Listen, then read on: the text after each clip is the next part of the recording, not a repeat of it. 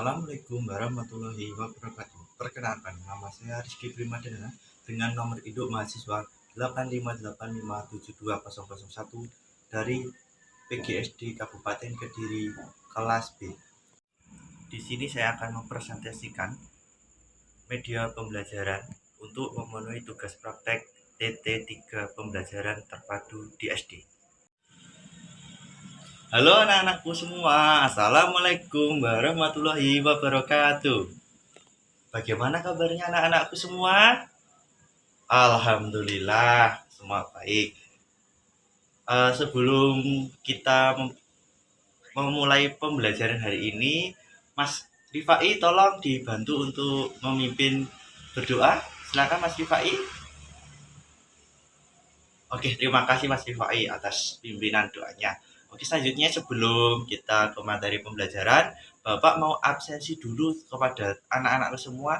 Saya harapkan anak-anak semua hari ini masuk semua. Mungkin kalau nanti ada yang sakit, kita doakan agar segera sembuh. Oke, Mas Rifai, oke ada. Mas Saiful, oke ada. Alhamdulillah. Mbak Tini, oh ada. Mbak Elsa, mana Mbak Elsa ini ya? Oh sakit. Oh iya, nanti saya konfirmasi kepada orang tuanya, mungkin suratnya belum datang ke Bapak. Baik anak-anakku semua, pagi hari ini Bapak Rizky mau ngasih materi tentang sumber daya alam. Apa sih yang disebut sumber daya alam? Mas Rifai, monggo silakan dibantu jawab.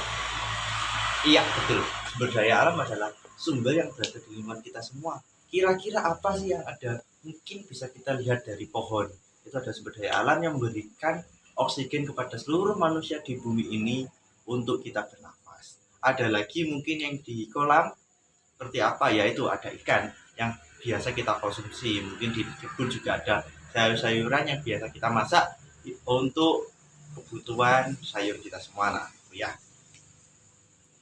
anak-anakku, seperti yang Bapak Rizky jelaskan tadi tentang sumber alam yang ada di sekitar, mulai dari pohon, dari ikan, dan tentunya ada yang di perkebunan. Ini Bapak jelaskan lagi tentang sumber daya alam yang mungkin anak-anak belum tahu.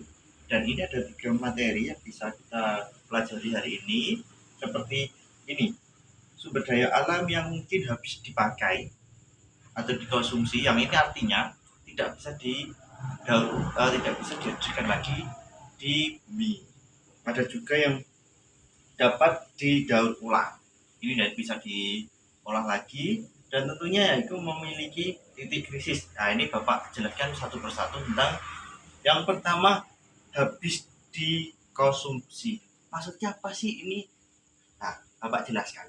Untuk habis dikonsumsi yang artinya yaitu jika kita terus-terusan menggunakan, maka sumber daya alam itu akan habis dan tidak akan bisa ada di bumi ini lagi.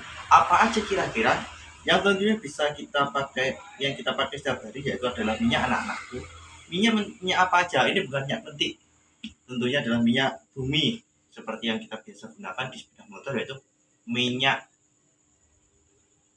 Ya anak-anakku, yang tentang habis dikonsumsi ini seperti apa? Minyak ini bukan minyak petik atau yang bisa kita gunakan untuk masak, tetapi seperti bensin, solar, dan lain-lainnya anak-anakku, seperti aku juga itu dari minyak bumi, yang tentunya kalau kita gunakan terus-menerus dia akan habis dan tidak akan ada lagi di bumi.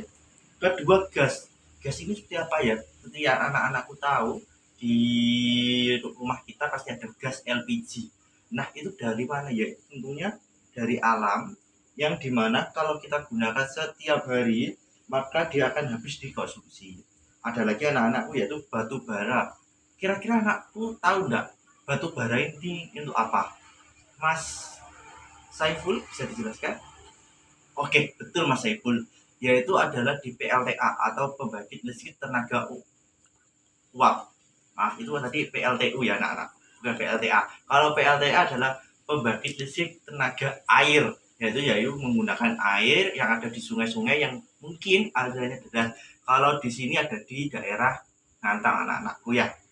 Batu bara ini dulu digunakan di kereta api untuk pembangkit uapnya. Kalau sekarang digunakan untuk pembangkit listrik tenaga uap atau PLTU yang ada di Paiton Jawa Timur anak-anakku. Mungkin nanti kalau udah besar bisa main-main ke sana untuk mempelajari bagaimana sih batu bara itu diolah oleh pemerintah untuk menjadi pembangkit listrik tenaga uap.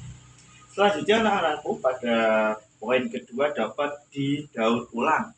Nah, ini seperti yang kita gunakan setiap hari anak-anakku, mulai dari besi, tembaga, aluminium, besi. Kenapa sih kok besi ini bisa didaur ulang? Ya, anak-anakku seperti ini Bapak jelaskan. Jadi kalau besi itu kalau sudah tidak dipakai, dia bisa dipanaskan, lalu menjadi cair, lalu bisa dicetak menjadi sebuah lempengan besi ataupun besi yang besar yang bisa kita gunakan setiap hari. Termasuk tembaga. Tembaga ini juga bisa didaur ulang dengan cara dipanaskan, lalu digunakan menjadi cair, lalu bisa dicetak menjadi tembaga. Termasuk juga aluminium. Selanjutnya anak-anak itu memiliki titik kritis. Maksudnya bagaimana? Ya, tentunya kalau memiliki titik kritis dia hampir sama seperti habis dikonsumsi, namun dia bisa diperbarui. Contohnya apa anak-anakku ya, seperti ikan. Ikan ini kalau kita jaring atau kita tangkap berlebihan dia akan habis, namun dia bisa tetap berkembang biak. Yang kedua adalah hutan. Hutan pun sama, dia mungkin bisa kebakar atau kita tebang banyak untuk ambil kayunya, namun kita bisa melakukan reboisasi termasuk juga tanah. Tanah ini juga mungkin ada masanya, namun tanah itu juga bisa kembali lagi seperti itu anak-anak. Anak-anakku, setelah Bapak ajarkan tentang sumber daya alam yang mungkin bisa habis atau mungkin bisa diproduksi lagi atau bisa didaur ulang, Bapak ingin anak-anakku semua membuat kelompok menjadi 6 kelompok yang terdiri dari 4 siswa untuk membahas sumber daya alam, lalu bisa berdiskusi tentang bagaimana kita bisa merawat sumber daya alam itu, dan tentunya nanti anak-anakku semua membuat surat untuk teman-teman di lain kelompoknya bagaimana langkah-langkah mereka untuk menjaga sumber daya alam itu. Jadi anak-anakku bagaimana? Apakah semua sudah selesai? Alhamdulillah. Untuk selanjutnya Bapak ingin ketua kelompok mewakili kelompoknya untuk menyampaikan hasil diskusi yang kalian diskusikan tadi tentang sumber daya alam. Baik Mas Rifai, Mas Zaki, Mbak Inun, Mbak Laila, dan Mas Vicky mewakili kelompoknya maju satu-satu ke depan untuk menyampaikan materi diskusinya.